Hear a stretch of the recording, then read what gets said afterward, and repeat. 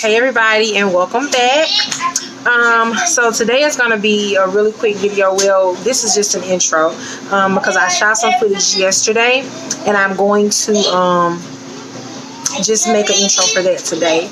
The noise in the background is the washing machine because today is, well, I mean, every day is wash day, let's be honest. But I haven't washed in the past few days, so today is wash day. But girls, you're too loud, okay? Thank you. So first and foremost, my tripod did not come yesterday. The last video I made, I was talking about that because I ordered it. It was supposed to come yesterday, but it did not. So I'm kind of like propped up on my printer. Just gotta do what you gotta do. That's number one. But it is supposed to come today, as well as, you see my hair, nothing is done to it. As well as all of my hair care products. They're supposed to be here as well. I'm going to hold on 1 second until this washing machine finishes letting this out. So I'll be right back. The video that I'm doing today is about what I use, or what I am going to use this year, because I found this website last year. What I'm actually going to use it and enforce it this year. What I'm using to keep track of all of our assignments, our grades. This is a wonderful website. It is absolutely free. You do not have to pay anything, and it's a great way, especially if you live in a state where you have to submit documentation. Alabama does not have to submit any type of documentation as far as homeschooling goes, but I mean, I like to keep documentation just in case, number one, anything might happen where my children have to go back to school, or we might move to a state where we need to keep documentation. And so since I'm already doing it now, it won't be a big adjustment to transfer over to that if we do ever move to a state that requires it. I do feel like I do not, because right now we're in Alabama, I do not feel like this is going to be our final living state. I do want to move. As you know, we do live in an apartment now. We're taking steps for us to buy a home in the future within the next, hopefully, 5 years. But anyway, let me get back to this video, what this is about. So this is just an intro about how I'm planning, how I am, what am I doing to keep track of our grades and all of those things. So just stay tuned and you're going to see how I do all of that. So bye. Okay, so this is what I am doing this year to keep track of our grades. I found this website, which is chalk.com right here. So I found this so I found this last year, but with being a new homeschooler, it was just so much going on, I just could not keep up with it. But this year, I plan on doing this. So this is just like an online, like you make an online class, just like a course. Of course, my children are too young to be able to log in and see assignments and things like that. But you also can use to plan your semesters and things like that. The only downside about this is that you can only do you can't do 2 semesters that are coinciding with one another. Like one of my children will be in one grade, one will be in another grade, so I won't be able to do like one semester for each of them. So I had to create 2 separate profiles. So basically, you come on here and you have all of these things that are on here, and you have to. So I've already created the semester. So our next semester, kindergarten 2020, 2021, will start on August the 10th. So you will come in here. Let me take you to how you first do the semesters. So you will come in, and of course this wouldn't be here. It would just say add semester, and you would create new semester. You'll put the days that you want to do the semester, a start date and an end date for that semester, and the name of the semester. Then, of course, you'll hit create, but of course, I can't do that now because I've already created it. So once you create your semester, you can either, I went in and did off day. I went ahead in and did off days that I wanted. So you'll just click on it and you can add holidays in if you know you're going to take off every holiday, or you can add specific off days in for, if you want to do that. So you do that, and so now you have your semester. Then you will come back up here to planner. I'm not really using that right now because I haven't created any assignments, but if you get on and you play around, it's not I don't feel like maybe it gives you like a tutorial. I'm not sure, but if you get on and play with it a little bit, then you will be able to navigate the system. So then you'll come here to plan board. You'll go to plan board settings, and you'll add your subjects. Whatever subjects you want to do in your homeschool, you will add it here. So the subjects that we'll be doing, Bible verse, that's every day.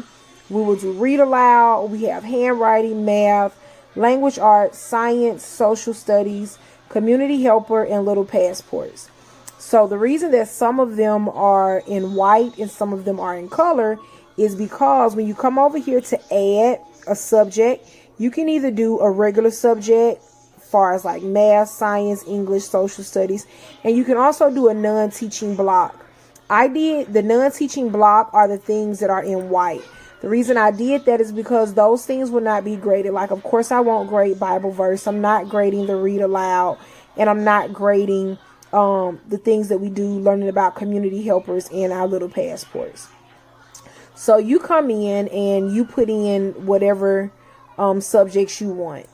You also can link these to standards because I do not plan on my children going to public school. I will not be following standards. But if you decide that, hey, I want my children to go to public school again, you'll click on standards. You can search states, whatever state you're in. A lot of them don't have standards for them, but majority of them do. So you'll do that if you just decide that, hey, I am planning on sending my child back. So you'll do that if that's what you choose to do. Then you'll come back over here to plan board settings. And no, it's not plan board setting. You'll go to timetable. This is only if you're going to, you have to put a time in for something. These, we're not very strict to where, we're going to do this at this time and that at this time. But you do have to put times in just so you'll be able to do the class. Or I think you have to put times in. I'm not sure. I feel like you have to do times, but I'm not exactly sure. So you would come in, and of course, all of these over here would be in red. They would say unscheduled. And you would hit the plus, which is add. And whatever your rotation is going to be, if it's going to be weekly, or if you're doing it every 2 weeks, every 3 weeks, every 4 weeks, this is something that you will do daily, every 2 days, every 3 days, whatever your rotation is for that subject. So, for instance, for my Bible verse, of course, that is something that is daily. For my read aloud, I don't do read alouds on Friday, so I would choose weekly. Or you can just choose weekly to make it simpler. And if you want me to go into more detail, I will. But this is just like a quick overview, just showing you guys what I'm actually going to use this year to keep track of their grades. So I always just hit weekly unless it's the things that we're only doing once a week, which is on Fridays. We'll just do Bible verse, social studies, community helper, little passports, and arts and crafts. Every week, I'm sure, like social studies will be every Friday. Community helper probably won't be every Friday. Once we are introduced to a new community helper, we'll probably do that for 2 weeks. And then I have a board up that depicts what the community helper is with all of the manipulatives and things like that, and they can just do that on their own time. So this is not something that I will just teach every Friday.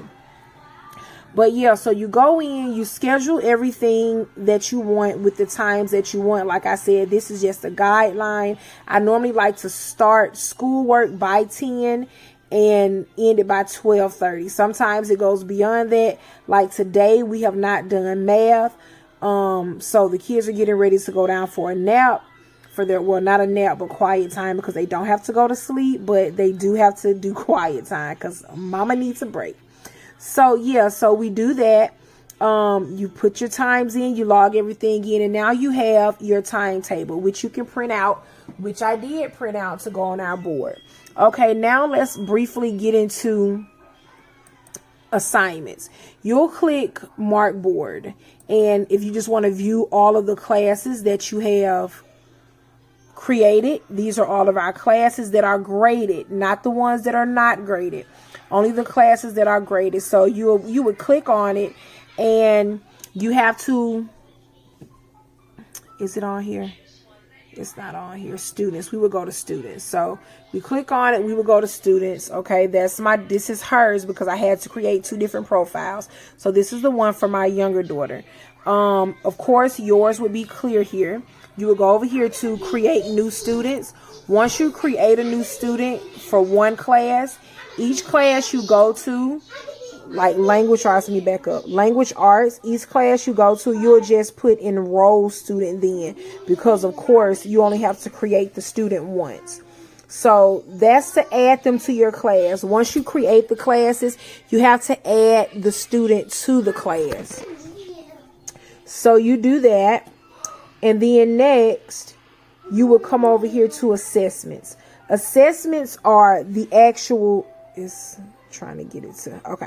Assessments are the actual assignments that you will be assigning. You will go to score, and you have 2 things down here. You have summative, I think that's how you pronounce that, summative, and formative. Summative are the things that will actually count toward their grade. Formative, if I'm saying that wrong, please, don't kill me. But formative are the things that it will not go towards the final grade. So you have homework, and you can change the percentages of anything that's up here. Homework is 10%, quizzes are 30, tests are 40, and assignments are 20. There's a place where you can go and you can change all of these things. You can change the grade weights. You can change the percentages that different things will count towards. You can change all of those.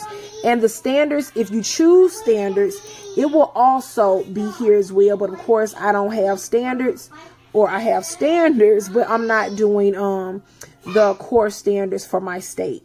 So just go back to general, and then you would type in anything, whatever the assignment will be. I'll just type in miscellaneous, whatever.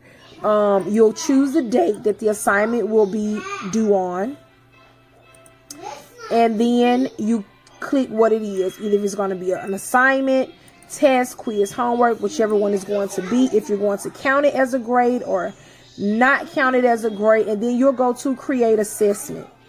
Once you go to create assessment, it has to be in that semester. Once you go to create assessment, of course it creates it. So whichever student you have in that class, Kari Jackson, you come over, you can assign, if you go to edit, you can assign how many it is, if it's 50 questions or 5 questions or whatever it is. And then you'll just click in. If she got a 10 out of 10, okay, that's great. It saves it automatically. Okay, so now let's go over to PDF, right? And we're going to go to the student, because now I want a copy of her transcript. You can do it for a single class, which will just show you for that particular class, or you can go for a multi-class, and normally that's what you will go for if you are trying to get a complete report. You will go to create PDF. It's going to create it, and this is going to have your student with their student number. This is a multi-class report. It will have the semester dates. It's going to have all the classes, and it automatically will calculate the grade for the class. Whatever your percentages are, however, you can leave it as it is which I'm going to do. Whatever your percentages are, percentage is,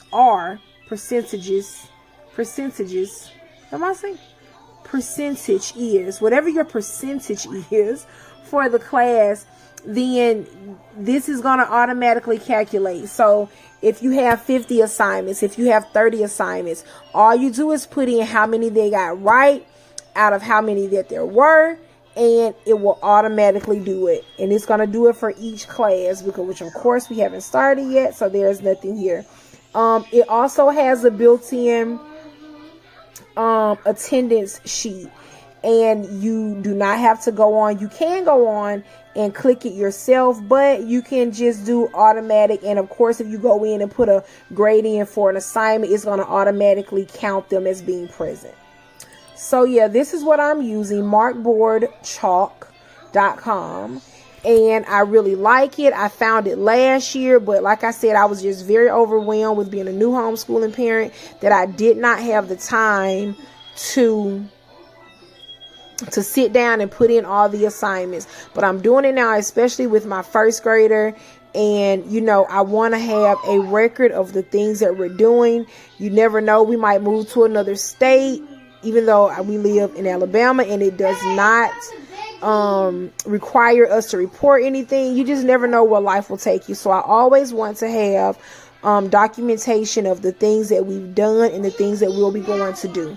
So yeah, that's that. But like I said, if you want more in depth, this is just something that was supposed to be really quick. I'm already at 13 minutes, but this is just what I'll be using to keep track of our assignments and to keep a running log of their assignments and grades. So yeah, bye.